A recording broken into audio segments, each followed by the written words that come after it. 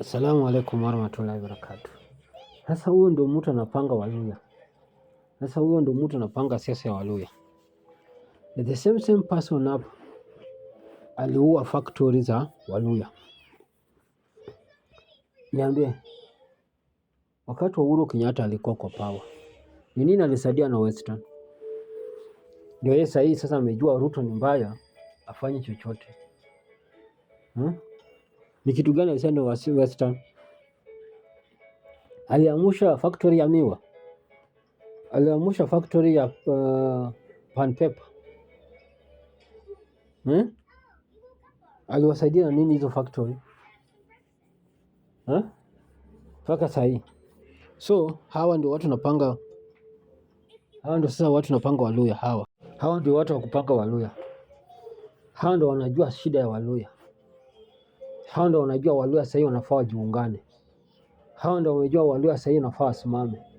Hawa ndio wanajua Waluya sahii wanafaa wakuwe na pati yao. Hawa ndio sasa wanawaambia Waluya wakati ndio tamu yao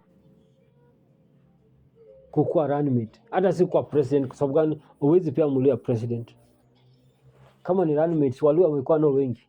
Mudavadi si alikuwa, Wamolo kijana si alikuwa, Mudavadi si alikuwa. Hawa ndio unajua kupanga Waluya, ndio hawa. Sasa huu ndio politics mzuri sana. Huu ndio anajua shida ya Waluya zote. Huu ndio anajua Waluya anafaa wafanye aje. Huu ndio anajua sasa uzuri ya Sifuna. Huu ndio anajua sasa Sifuna ni strong kuliko ODM. Hawa ndio sasa my new friends. Hawa ndio my friends sasa.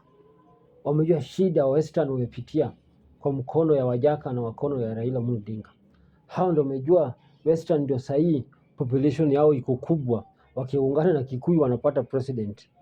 Hawa ndio wamejua sasa Western sasa wanapiganga kura. Hawa ndio sahihi wanajua Western sasa wanapiganga kura.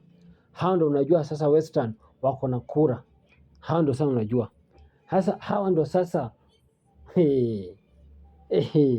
when your enemy is happy or your enemy anakusupport, think twice. When your enemy supporting you, think twice. Hawa ndio sasa wanapangia Waluya. Sasa hawa ndio wameita Waluya. Waluya wameitwa na wanawake, mwanamke mmoja ameita kichwa yote wanaume.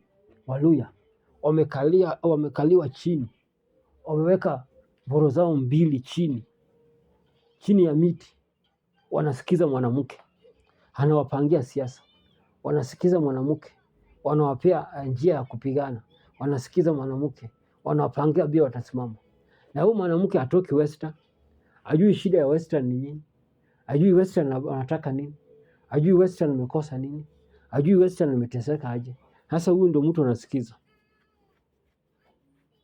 Huyu ndio mtu anasikiza. So Baraza ni mbaya kuliko huyu.